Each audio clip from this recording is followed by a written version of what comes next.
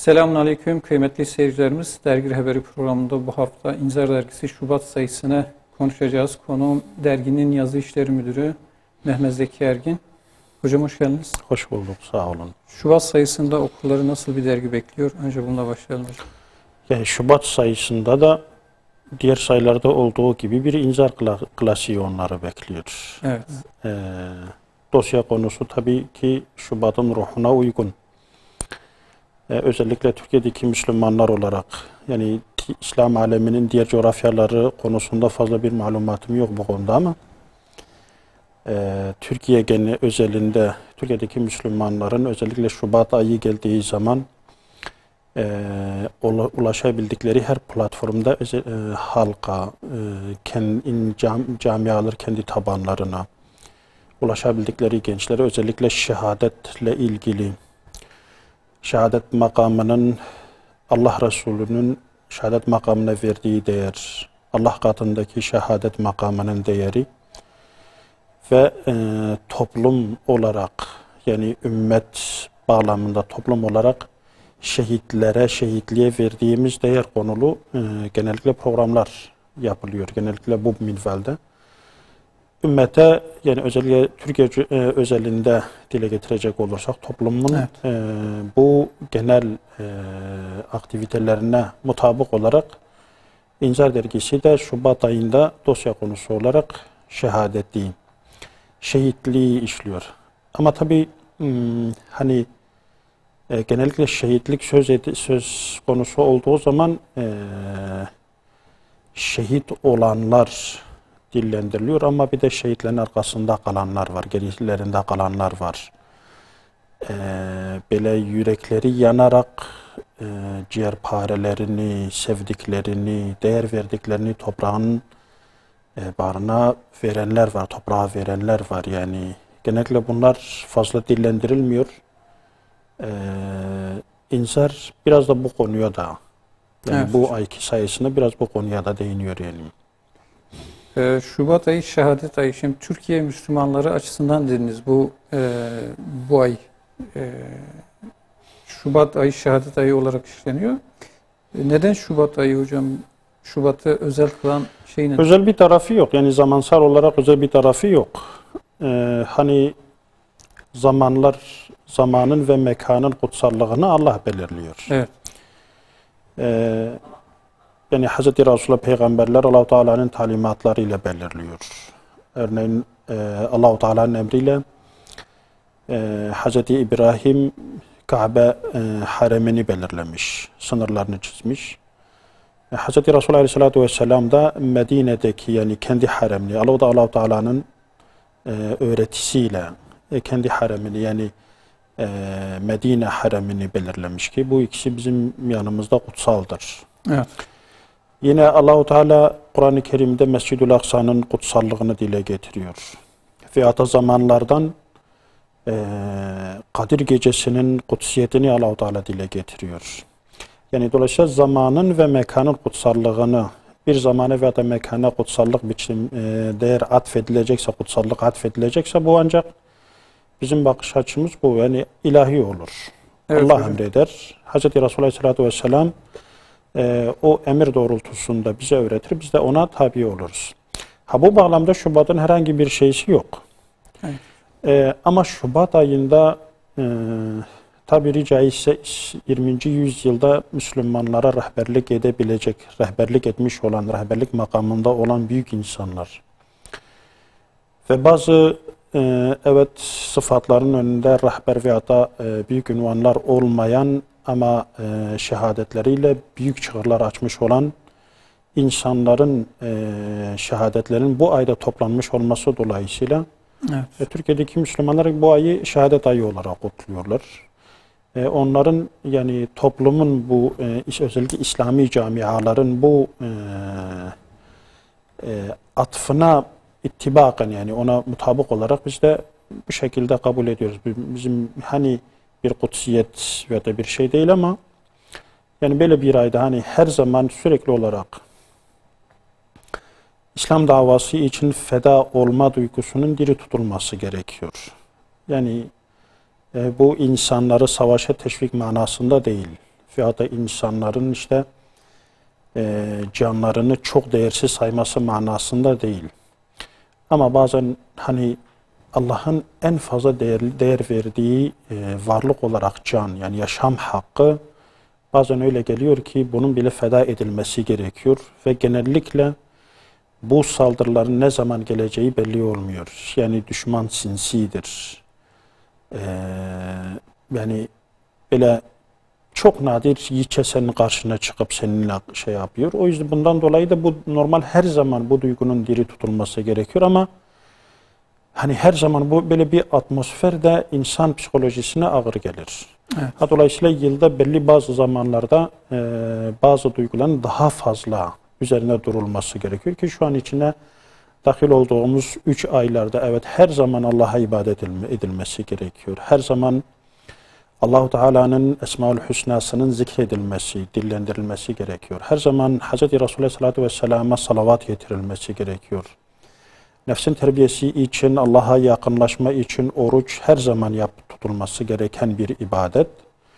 Ama 3 aylarda veyahut da Hz. Resulullah'ın sünnet olarak bize göstermiş olduğu günlerde bu daha başka özü bir ehemmiyet kazanıyor. İşte Şubat ayında bizim şehitlik ve şehadet konusu ve şehitler konusunu gündem etmemizin felsefesi bu yani. Her zaman olması gereken ama bazı zamanlarda ise özel olarak yoğun bir şekilde üzerinde durulması gereken bir konudur. Bu Türkiye özelinde Türkiye'li camialar Şubat ayını kendilerine şey yapmışlar. Biz de onlara tabi olarak Şubat ayında şehit ve şehadet konusunu genellikle gündem ediyoruz yani. Evet hocam. Çünkü şehit Allah'ın isimlerinden bir isim. Şahit. Şahit. Şehitlikte Resulullah Aleyhisselam'ın yine duasında ulaşmak istediği bir mertebe.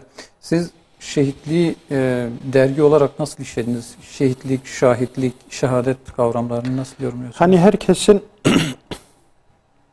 sahiplendiği bir kavram. Evet. Şimdi bazı kavramlar var, genellikle toplumun hafızasından silinmeye çalışılıyor. Yani bazı kavramlar toplum tarafından unutturulmaya çalışılıyor. Toplumu ele geçirmeye çalışan kesimler tarafından. Ama bazı kavramlar da var, onunla sen savaşamazsın, mücadele edemezsin. Yani şu an hani Üstad Bediüzzaman'ın o tespitini tekrar dile getirelim. Cahiliye döneminde, yani Hz. Resulullah Aleyhisselatü Vesselam dönemindeki küfür cahiliye küfrüydü. Zamanımızdaki küfür ise bilimsel çalışan bilimsel teknikleri kullanarak bizimle, yani İslam'la mücadele eden bir küfür. Bundan evet. Dolayı şimdi bazı kavramlarla mücadele edilemeyeceğini, savaşılamayacağını çok iyi biliyor. Bundan dolayı da bu kavramın bu sefer içini boşaltmaya çalışıyor. Yani örneğin medreseye şu an savaş açmış. Yani daha doğrusu eski dönemlerde medreseye savaş açmışlardı. Veyahut da işte zaviyeler mesela, yani aslında insan ruhunu terbiye eden, insan nefsini terbiye eden kurumlara bazı olumsuz örnekler üzerinden savaş açmışlardı ve ortadan kaldırdılar. Evet. Veyahut da işte tasavvufun olmazsa olmaz literatürlerinden olan işte şeyhlik kavramına savaş açmışlardı.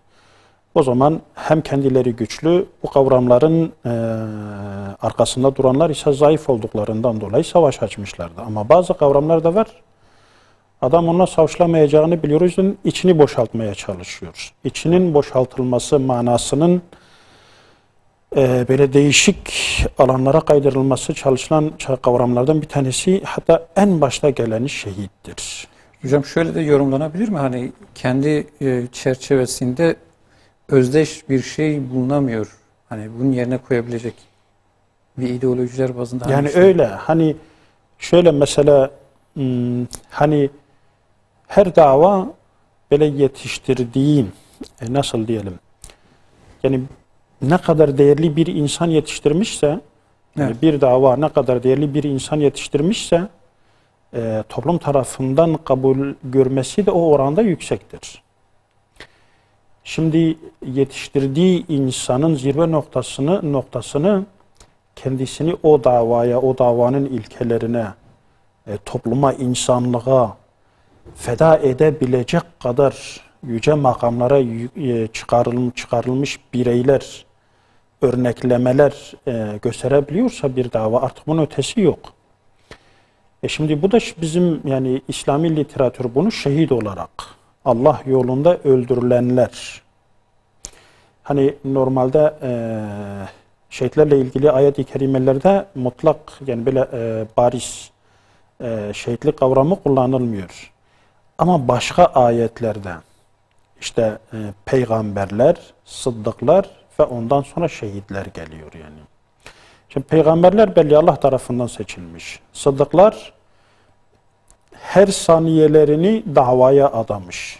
Hani geçen programımızda belki bu tabiri kullandık. Kendi nefsine, kendilerine, kendi şahıslarına ayıracak 5 dakikaları dahi olmayan insanlar. Şehitler ise şimdi sıddıklar gibi böyle hani bazıları için söylüyorum. Bazıları hem sıddık hem şehit. Yani o başka mesele. Evet.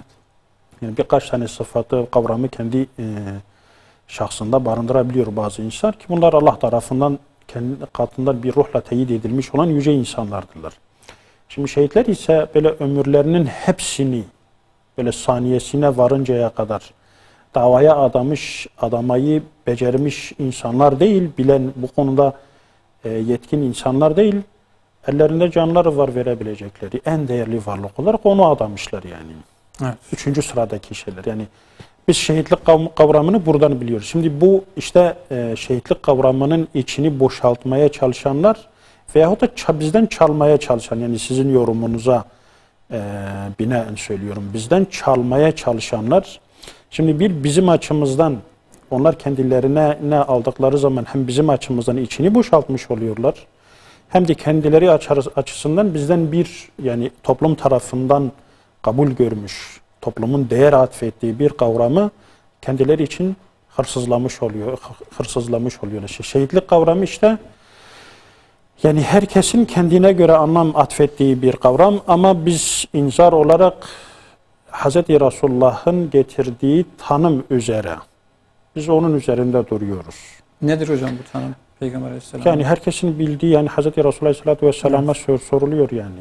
Yani ya Resulullah işte birisi ganimet elde etmek için savaşa katılmış. Evet. Yani eskiden böyle insanlar var. Yani şu andaki savaş kavramı içerisinde böyle bir şey yok.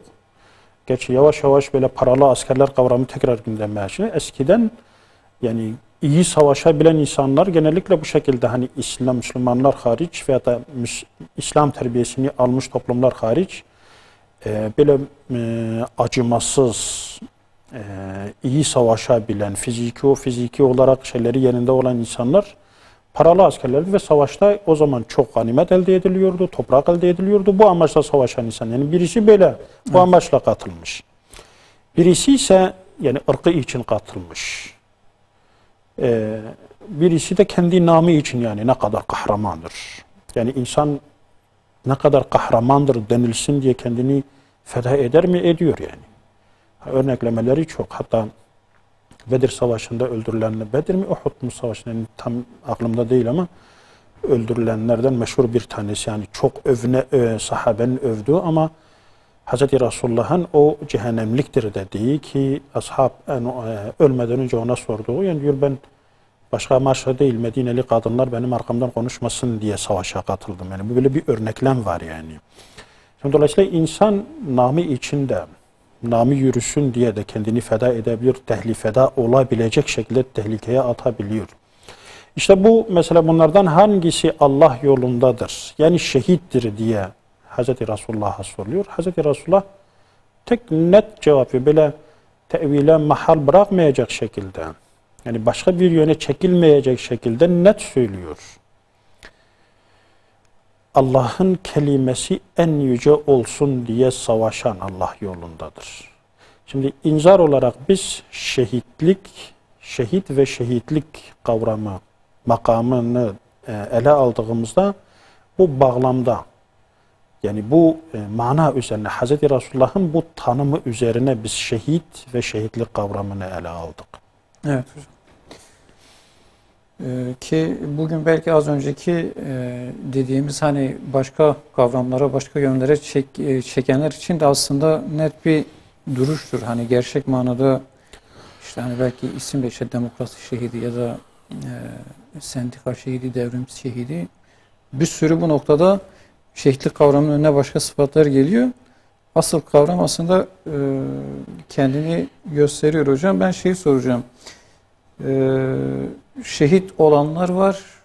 Ayet-i kerimenin deyimiyle ahde gösteren sözlerine, bir de şehit olmayı bekleyenler var. Sizin programın başında dediğiniz gibi de bunlara şehitlik edenler var. Bunların sonrasında gelenler var. Yani hani dediğimiz gibi hani bu bekleyenler ile geride kalanlar bile bir nebze birbirinden farklı. Evet. Şimdi şehit olmayı arzulayıp şehit olmayan çok Müslüman var yani.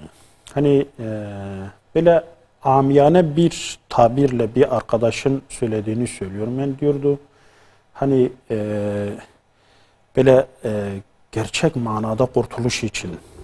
Evet.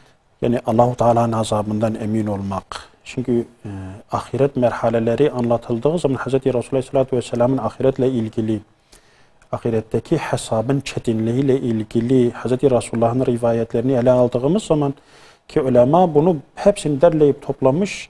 Yani neredeyse bir insan, yani bir Müslüman böyle ufak bir araştırmayla ahireti böyle bir film gibi seyredebilecek şekilde Hz. Resulullah aslında hepsini anlatmış. Yani insan ruhu alınmaya başlandığı zaman, yani iyi insan, orta dereceli insan, kötü insan nasıl ruh alınıyor?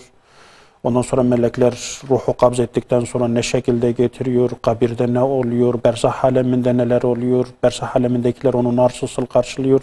O kadar detaylı anlatmış Hz. Resulullah. Şimdi bunlar anlatıldığında bunlardan tam selamet bulmak için yani Müslümanın elinde tek bir alternatif kalıyor, sıddık olarak yaşamak. Şimdi bir arkadaşın böyle amiyane yani şehitlik makamının kurtarıcılığı açısından söylüyorum. Evet hocam. Müslümanların hemen hemen hepsi hayatından bunu arzuluyor yani. Kullandığı tabir şu da diyordu yani.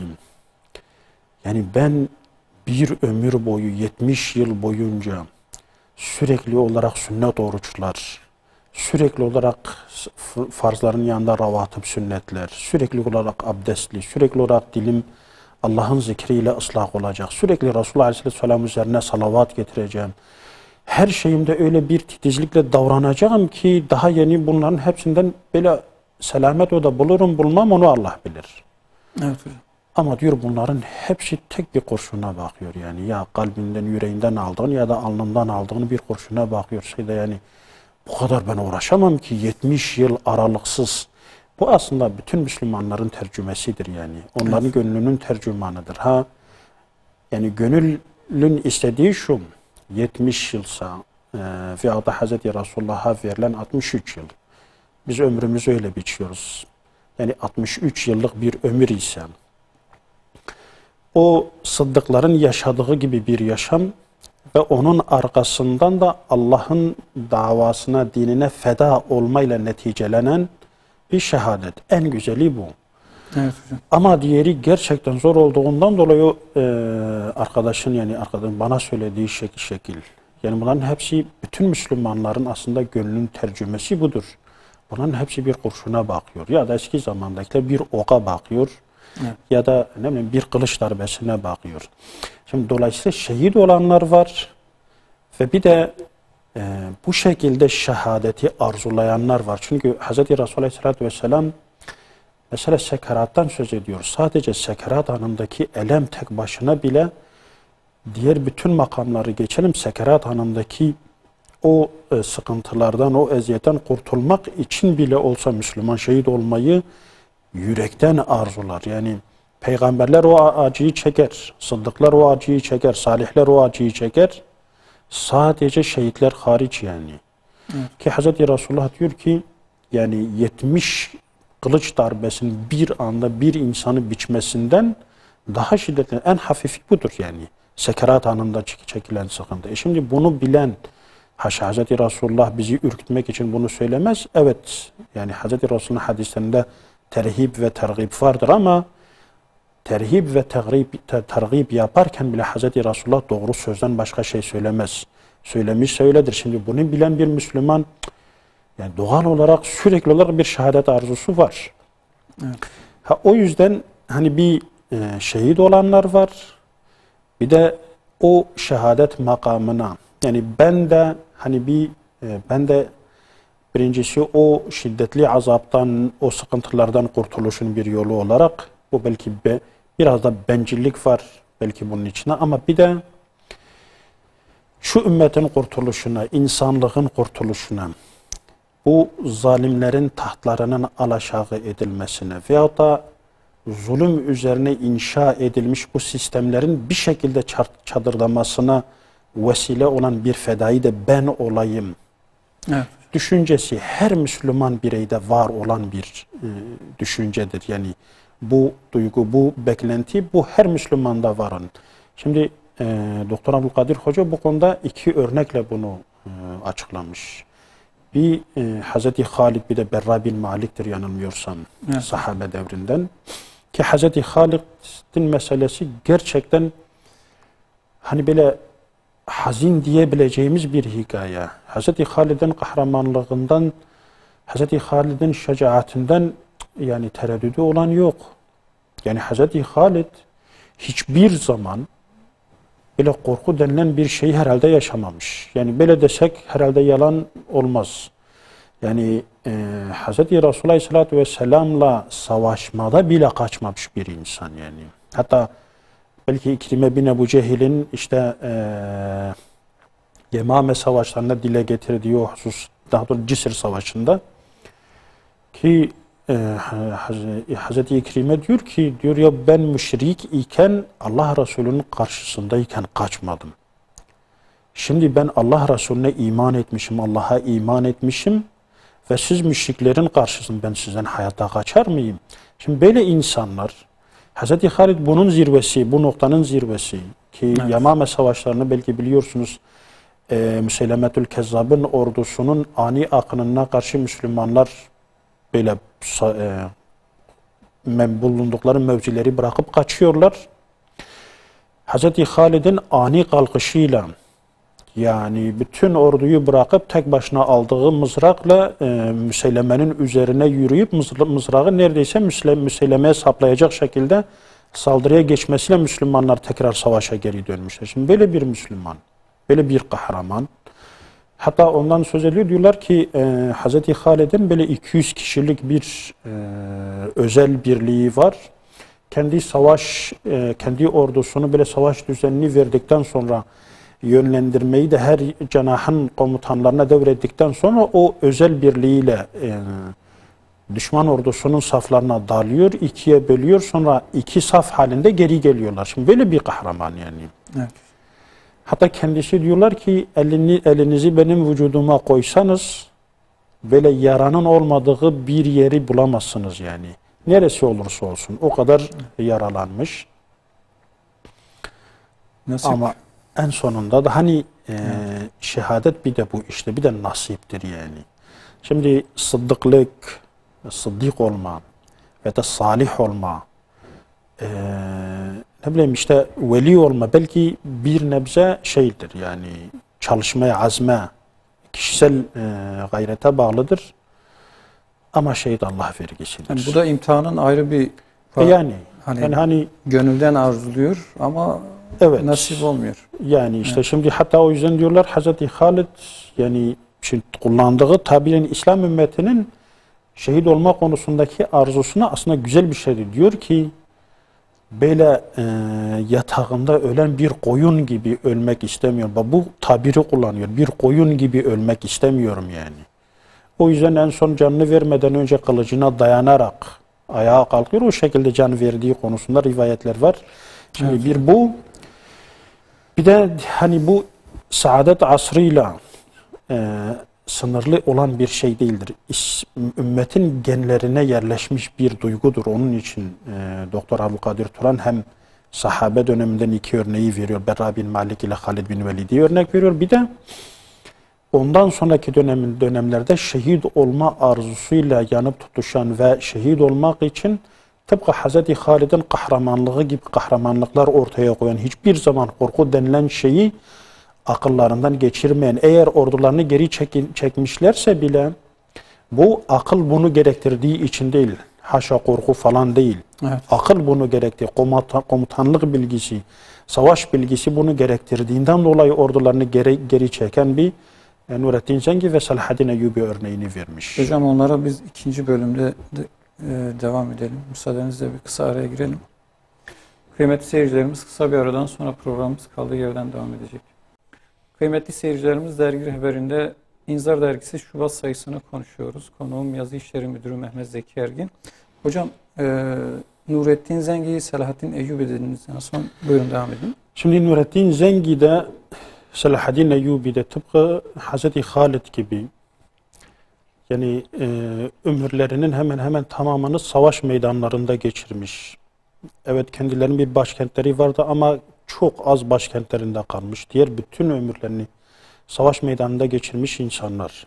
Evet. Hatta Nurettin Zengi ile ilgili olarak böyle detaylar veriliyor. Yani Doktor Abdülkadir Turan Hoca'nın yazısında. Yani Tel Habiş tepesinde uğradığı bir olayla ilgili olarak etrafının kuşatılmasıyla ilgili ki genellikle Hollywood filmlerinde kendi kahramanlarını, kendi atalarının kahraman olduğunu bizlere ispatlamak için hazırladıkları senaryolara benzer bir aslında bir gerçekleşmiş olay yani. Bütün bunlara rağmen yani ölümle burun buruna gelmiş olmasından ki defaatle bu olaylar yaşanmış şeklinde rivayetler var. Evet. Burun buruna gelmiş olmasına rağmen korkmayıp savaş meydanına, cihad meydanına atılmış ama bir türlü nasip olmamış. Selahaddin Eyyubi defaatle gene aynı şekilde tehlikeyi atlatmış. Büyük ordularla karşı karşıya gelmiş. Kendi ordusunun güç olarak zayıf olduğu anlarda güçlü ordularla karşı karşıya gelmiş. Defaatle gene aynı şekilde kendisi ölüm tehlikesi atlatmış ama şehitlik nasip olmamış. Şimdi hani biz şehitliğin makamını, şehitliğin yüceliğini anlatırken bu şekilde Allah yoluna feda olmayı bu şekilde arzulayan insanların da unutulmaması gerektiğini biliyoruz. Yani sadece feda olanlar değil. Evet. Bir nasip işidir. Yani Allah-u Teala kime nasip eder onu ancak Allah bilir. Ama asıl olan hani Hz. Resulullah Aleyhisselatü Vesselam'ın şehitlik makamına duyduğu özlemi dile getirirken bu hususu da aslında Hz. Resulullah dile getiriyor. Yani olması sizin yapabileceğiniz bu şekilde bir arzuyla yaşamanızdır. Böyle bu şekilde bir halet-i ruhiye ile bu anı beklemenizdir. Ama Allah nasip eder veyahut da etmez. Bu başka şey yani. Evet hocam. Bu yine Selahaddin Eyyubi için de geçerli. Aynen yo mesela hani Nurettin Zengi ile Selahaddin Eyyubi'nin hayatları hem dönemleri itibariyle hem savaştıkları düşman itibariyle aynı olması dolayısıyla birbirlerinin hemen hemen aynı yani. Her ikisinin de hedefi. O yüzden genellikle Doktor Abdülkadir Turan hocamız işlerken ikisini beraber işliyor. Çünkü proje aynı yani. Hepsi, her ikisinin de tek bir hedefi var. Müslümanları Kudüs'ü kurtarmak için bir sancak altında birleştirmek. Yani böyle başka mecralar böyle kaymış olan Müslümanları yönetimden uzaklaştırıp gerçekten İslam için çalışan Müslümanları tek sancak altında toplamak. Bu hangi milletten olursa olsun veya da o zamanın şeysi hangi valiliğin, hangi emirliğin sancağı altında bulunursa bulunsun fark etmez. Bu Müslümanları tek bir sancak altında toplayıp Kudüs'ü işgalden kurtarmak.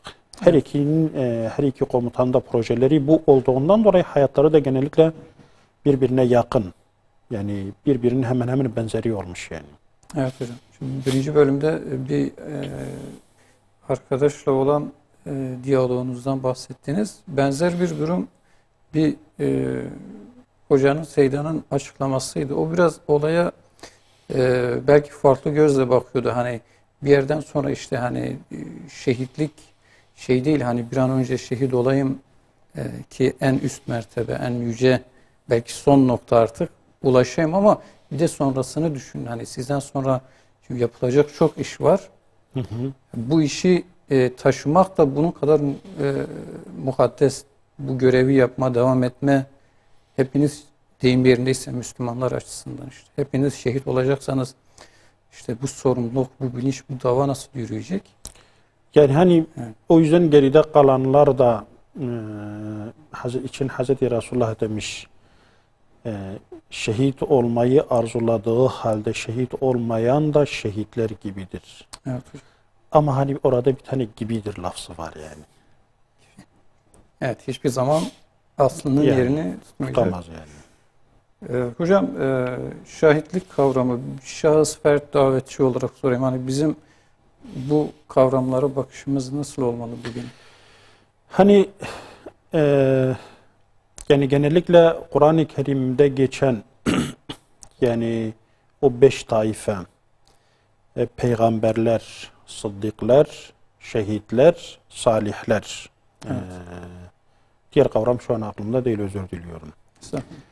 Şimdi bu şehitler kavramını genellikle müfessirler sadece Allah yoluna, yani insanlığın kurtuluşu, Allah'ın kullarının Allah kullarıyla Allah'ın dini arasında hiçbir engel kalmaması için kendini feda eden şehitlerle sınırlı olmadığını söylüyor. Yani bu şehitlik makamının sadece, yani o ayet-i kerimelerde geçen o tabirin sadece bu özel manadaki kendini feda edenler için kullanılmadığını dile getiriyorlar. Ama her halükarda bunlar için özel bir isim olmuş. Yani kendilerini davalarına feda eden insanlar için özel bir isim olmuş. Ve biz de kullandığımız zaman genellikle o manada kullanıyoruz. Evet. Ha şimdi biz bu kelimeleri kullandığımız zaman, yani başkaları bu kavramları başka şekillerde kullanabilirler. Ya da edebiyata feda eden edipler, Üstad Bediüzzaman'ın kullandığı tabirle söylüyorum. Yani edebi hiç sayanlar, edema güzel edebiyat yapmaya çalışanlar. Veya da bazı kesimlere ne bileyim, yani tabiri caizse yani yaranma, yani belki ağır bir tabirdir, yaranma derdinde olan Müslümanlar, bazı kesimler bu kavramı başka şeyler için kullanabilirler. Fakat inzarın temel şeysi bu. Hz. Resulullah, İslam literatürü, İslam geleneği, İslam külliyatı, İslam kültürü bir kavrama ıslahi, ki Arapça dilinde buna ıslahi mana deniyor. Bir mana yüklemişse, ıslahi bir mana yüklemişse, bu kavramın, bu bizim İslam kültürün, bizim selefin yüklediği mananın dışındaki bir yerde kullanmanın bizde çok büyük yıkımları beraberinde getireceği kanaati var yani. Belki çok sıradan gelebilir bazıları için. Bu tabirlerin, bu kavramların, bu ıstılahların, Evet. terim diye tabir ettiğimiz bu kelimelerin başka şeyler, başka manada kullanılması bazılarınca belki çok sıradan bir şey gelebilir. Ama bizce Allahu Teala haşa boşu boşuna ashaba seslenerek ey müminler siz Allah Resulüne seslendiğiniz zaman ona ra'ina demeyiniz. Velakin ona unzurna deyiniz.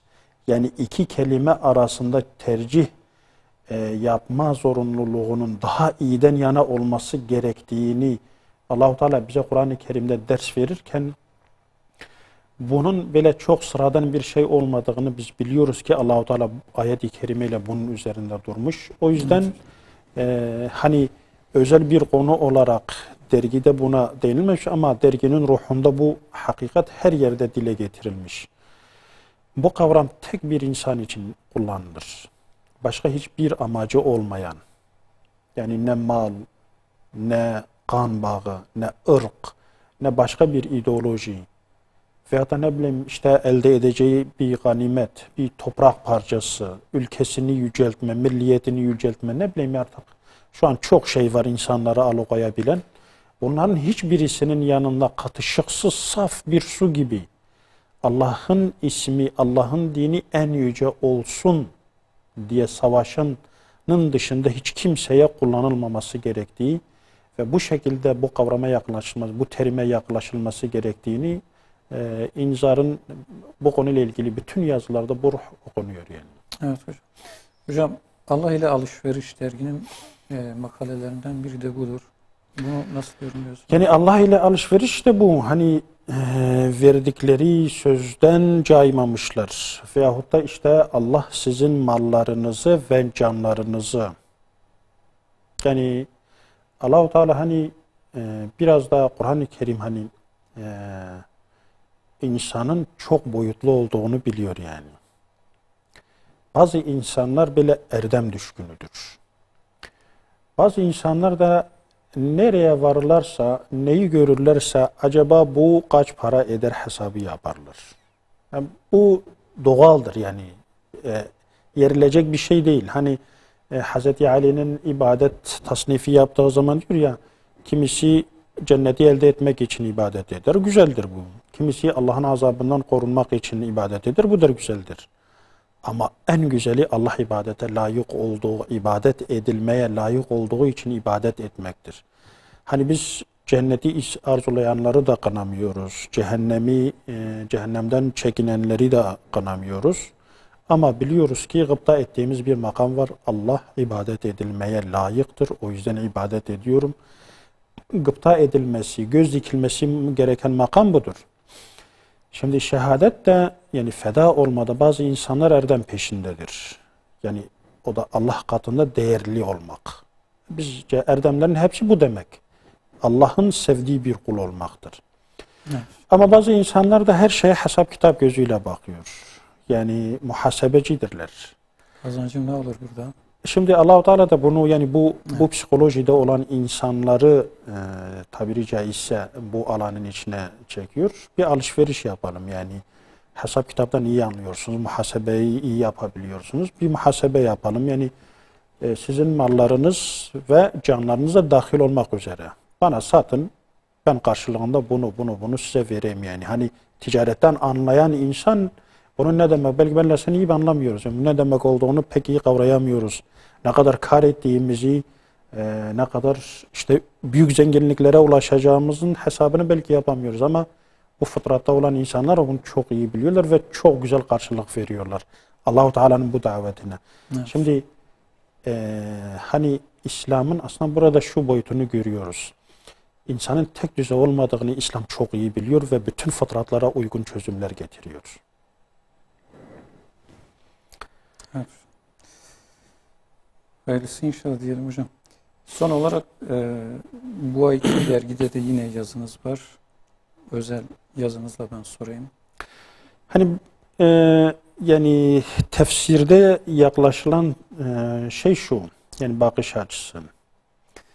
Yani genellikle şehitlerin makamlarıyla ilgili ayet-i kerimeler olsun. Ya da Hz. Resulullah Aleyhisselatü Vesselam'ın şehit ve şehitliği övdüğü hadisler olsun. Ya da bizim ulemanın, rehberlerimizin, üstadlarımızın şehitlikle ilgili açıklamaları olsun. Genellikle hep yani bu tür hadisler okunduğu zaman şehit akla geliyor. Şehit övülüyor. Şehidin makamı anlatılıyor. Şehidin yüceliği. Şimdi aslında bu ayetler şehitlik makamını, şehidin kendisini öven ayetler veya da Hz. Resulullah Aleyhisselatü Vesselam'ın hadisleri veya da ulemanın, rehberlerin, üstadların bu konudaki açıklamaları aslında şöyle bir yönü de var. Yani tefsir köşesinde aslında dile getirilen bu. Yani bir şehidi gömmek kolay bir şey değildir yani. Hatta hani bir tabir var. Savaşlarda yani normal zamanlarda oğullar babalarını gömerler. Evet. Ama savaşlarda yani şehitlik kavramının böyle hüküm sürdüğü diyelim. Hükmünü icra ettiği alanlarda yani savaşlarda babalar oğulları gömerler. Bu bir baba için en acı şeydir yani. ya da hani İmam Hümeyni İslam inkılabı gerçekleşip İran'a döndükten sonra kendi etrafına toplanan insanlara, ki milyonlarca insan toplanmış, onlara bir hutbe irade ediyor. Hümeyni bugün sizin fedakarlığınızın karşılığını verecek güçte değildir diyor. Babalar evlatlarını gömdüler, kadınlar kocalarını gömdüler, analar evlatlarını gömdüler. Şimdi bu ister kocasını gömen bir kadın olsun, ister evladını gömen bir ana baba ebeveyn olsun. Yani küçük yaşta babasız kalan yetimler olsun.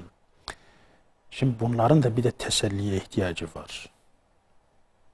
Yani bu ayetler veya da Hz. Resulullah'ın bu hadisleri aslında geride kalanlara da tesellidir. Yani çok büyük acı yaşadınız. Onu kaybetmenin acısını yaşıyorsunuz. Hem sizden yana hem ondan yana büyük acı içerisindesiniz. Ki zaten bu ayet-i kerimenin tefsir konusu olan ayet-i kerimenin nüzul sebebi bu. Hz. Resulullah Aleyhisselatü Vesselam Abdullah bin Cahş'ın oğluyla karşı karşıya geliyor, rastlıyor. Üzüntülüdür. Babası vefat etmiş, şehit olmuş ki Uhud'da Sa'd bin Ebi Vakkas diyor. Onunla beraber biz Uhud'a gittiğimiz zaman hani Sa'd bin Ebi Vakkas'ın duası da makbuldür. Diyor biz gittiğimiz zaman bana dedi ki işte sen dua et ben amin diyeyim. Sonra ben dua ederim sen amin de. Evet. Tamam diyor, güzel şey. Hz. Sa'd bin Ebi Vakkas dua ediyor. Ya Rabbi bize zafer nasip et. Düşmanlara karşı bize güç kuvvet ver. Dua ediyor. Bir Müslümanın yapması gereken duayı ediyor. Ondan sonra Hz. Abdullah bin Cahş diyor amin.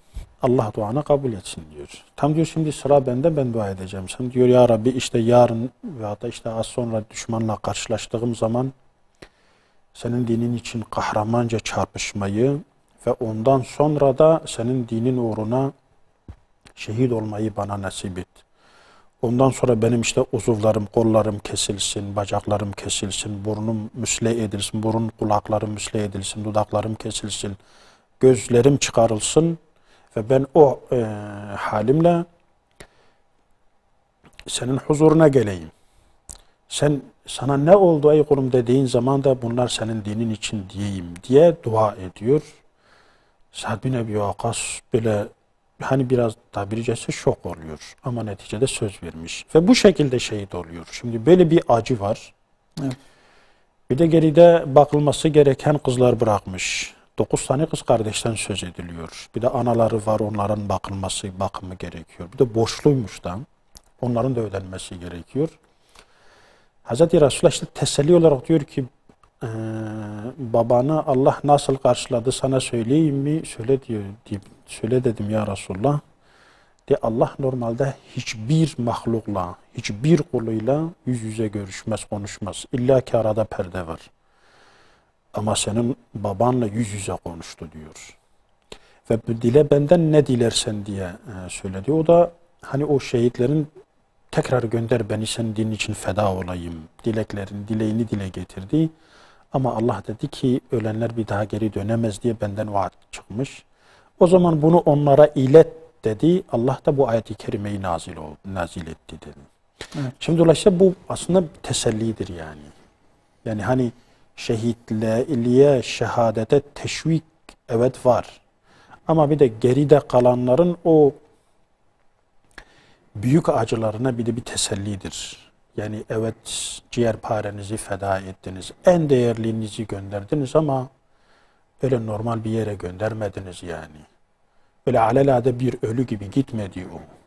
Evet. Allah'ın bizzat perdeleri aradan kaldırarak yüz yüze konuştuğu bir makama gönderdiniz. Böyle bir temsiliyetin olduğu bir makama gönderdiniz. Aslında bir de geride kalanlara bir tesellidir. Yoksa geride kalmanın acısı yani o ölüm darbeleri, o kılıç darbelerinin acısından çok çok daha acıdır yani. Evet. Belki de hani İslam toplumunu diğer toplumlardan ya da özellikle bu kavramı başka şekilde kullanan insanlardan ayıran bir etmen de budur. Sonrasını görüyor olmaları. Şehit, belki çoğu kişi şehitler kendi kaybettiği fertlere. Yani hani bir tık sonrasında ama görüyor. Yani bir de şu hani yani diğer toplumlar bir şehadet kavramından istifade etmeye çalışıyorlar. Yani istismar etmeye. Yani onu kullanmaya, onun sırtına basarak yükselmeye çalışıyorlar. Şimdi böyle bir tehlike Müslümanlar içinde var mı? Var yani. Müslümanlar içinde var. Ama işte yani bu şekildeki tedbirler, bu makamın yüceliğinin Müslümanlara anlatılması, Müslümanları bu kavramı istismar etmekten, kendini feda eden insanların sırtına basarak yükselmeye, yani kan ile yükselmeye çalışmaktan alıkoyan en güçlü unsurdur yani. Evet hocam. Hocam teşekkür ettim. Dosya konusuyla soracaklarım bunlar. Bunun dışında eklemek istediğiniz varsa genel hani genellikle üzerinde durduğumuz husus bu, yani ana husus bunlar. Fakat hani dergimizin diğer konuları, yani ister hadis şerhi olsun ki Abdülkudüs Hoca'nın dile getirdiği hususta, yani o şehadet makamı ile ilgili olan şeydir. Yani hem hadis şerhi olsun, hem diğer yazarlarımızın Mehmet Ziya Gümüş'ün öyle ibret alınacak, Mehmet Göktaş Hoca'nın kısa ama öyle ibretli yazıları, yine İbrahim Dağılman'ın seri halinde verdiği İslam alimlerinin, Müslümanların önde gelenlerin hayatlarını konu alan yazıları, yani hani kanaatimizce evet mükemmel bir dergiyle okuyucularımızın karşısına çıkmıyoruz. Her şeylerini karşılayacak bir dergiyle huzurlarına çıkmıyoruz. Ama çok yönden eksiklerini tamamlayacak bir dergiyle onların huzuruna çıkıyoruz. Bunu gönül rahatlığıyla söyleyebilirim. Eyvallah hocam. Ayağınıza sağlık. Bu arada okularımız için de belirtelim. Hani izleyicilerimiz için belki abone olan var, olmayan var. Abonelik noktasında uzak olanlar olabilirse durumu var artık. Dergilerimizin dijital platformu da var. Doğrumedya.com adresinden kıymetli seyircilerimiz dergilerimize bu şekilde dijital olarak da ulaşabiliyorsunuz. Hocam teşekkür ettim. Başka bir programda inşallah tekrar görüşürüz. Evet. Kıymetli seyircilerimiz, dergi rehberinde bu hafta Şubat sayısını, İnzar dergisi Şubat sayısını konuştuk.